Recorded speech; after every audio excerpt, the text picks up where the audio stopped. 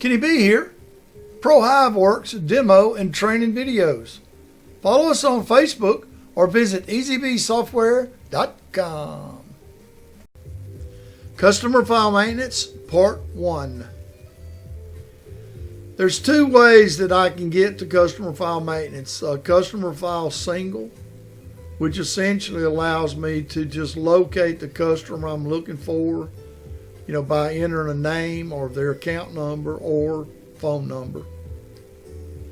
The other is customer file global, which means that it just simply loads all my customers up in this data grid all at one time. Now, if you've got a large database of customers, you may not necessarily want to use this, especially if you're running across a cloud.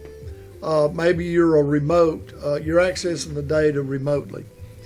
And there's actually a feature you can turn on that reminds a user that if you fire this up, you'll have a chance to back out if you're running remote access.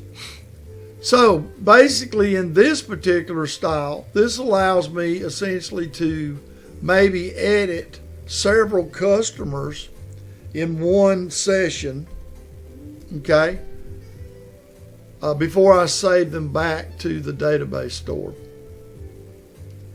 See, I'm just kind of changing these phone numbers to get an apply. So at this point, I've made changes to two customers, but nothing has really been saved back to my databases. And that doesn't take place until I click Save All. Now it just saved them and reloaded. I only have 9 customers, so it doesn't take long at all to do that. But let me just go over the program. I'm going to come out and go into single mode. And I'm pressing the enter key here, so I'm just going to go into Eagle Arts here. That's who I'm looking for. Then I'm going to press enter key and get in edit mode. The very first screen or tab is billing. So this is where we're going to send statements. This is who we're going to call for accounts receivable purposes. And this is where we're setting up sales tax, whether it's on or off, or whether our alert or credit alert is on auto, or whether it's, how that's going to work. I have terms, and then I have hold days here. What that means is that this right there is really a grace period. So it's really going to take any invoice that's 30 days old plus 10, which is 40 days old, before it will automatically turn this customer on credit alert. Now what that means is during order entry, I'm going to get that message that this customer is on credit alert. Also, if this is on lockdown, means that I'm not going to be able to create a work order at all for this customer unless I have permission to do it through a password. Now, you could turn that off and it would just put it on credit alert. At that point, it would allow the user to go ahead and continue on with the order after it has given them a message that he's on credit alert. And obviously if I turn that off, then all of these two are all manual. It has to be done manually. Okay? All right. Sales tax, yes or no, and so forth and so on. And I can print labels from here. I can print a letter, go in and print from the letter system and send this customer a letter, or actually email it to him.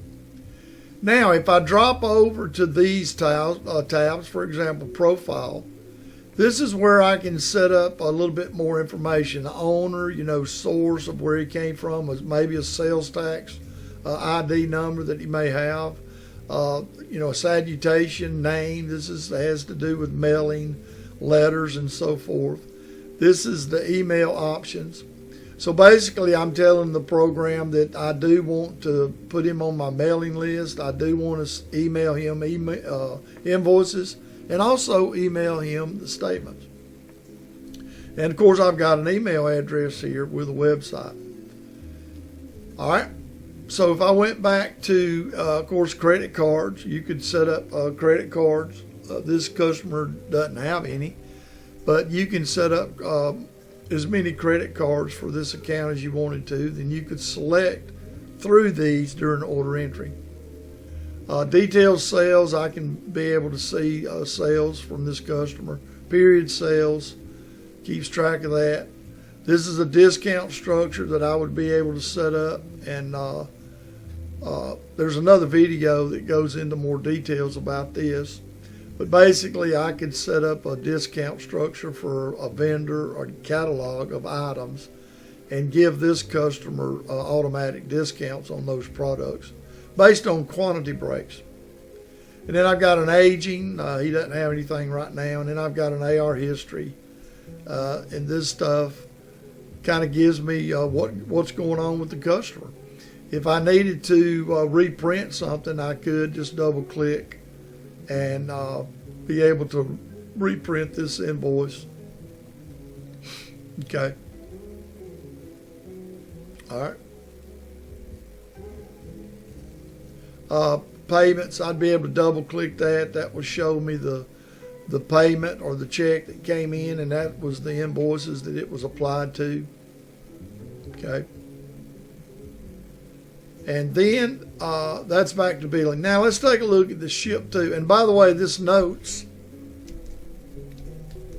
this is only seen here and during order entry. So it's not anything that prints out on anything. So it's almost like a private note section for this customer. And for this billing, in fact. So let's take a look at the ship to. What I can do in the ship to section is I can have multiple ship to accounts for this one billing account. And he's set up basically the same way with name and address and contact, maybe different phone numbers than billing. I can set up default routes for this particular customer. I set up my territory code, tax code if I needed to, ship via if I wanted to, and these things can be customized, by the way. And then if I'm running a multi-warehouse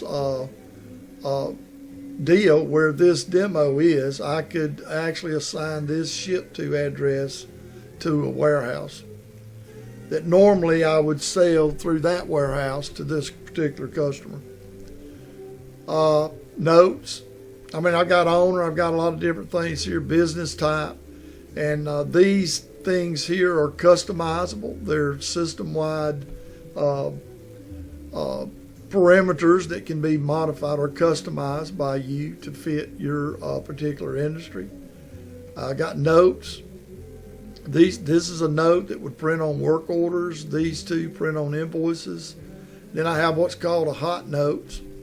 And these will pop up every time someone creates a work order on this customer.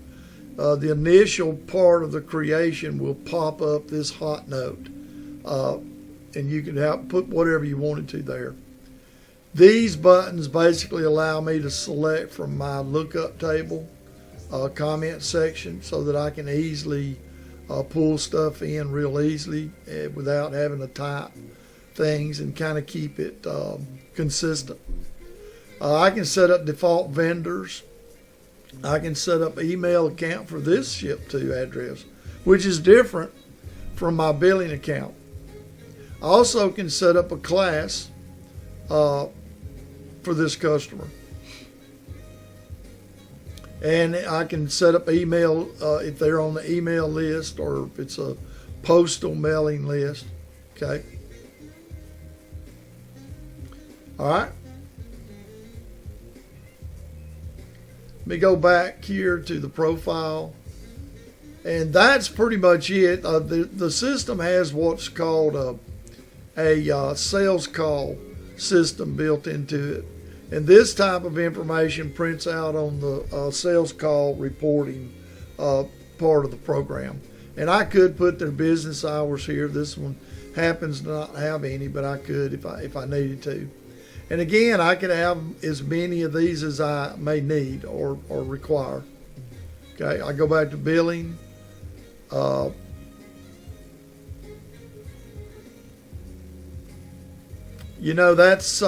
pretty much wraps up the customer file maintenance part one. So thanks for watching.